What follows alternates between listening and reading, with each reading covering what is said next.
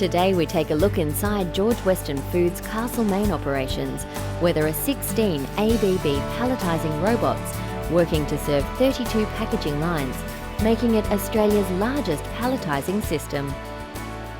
So the palletising line collects over 450 different products at a rate of up to 9,000 cartons per hour, bringing those in from 4 different packing areas, 27 lines with over 1 kilometre of conveyor, bringing them into the palletising cell, which has 16 robots serving 32 pallet stations, with another robot up the front preparing the pallets, and then the 2 rail systems with 4 shuttles taking the finished pallets down to 2 stretch wrappers, outputting over 100 pallets per hour and feeding them to the AGVs.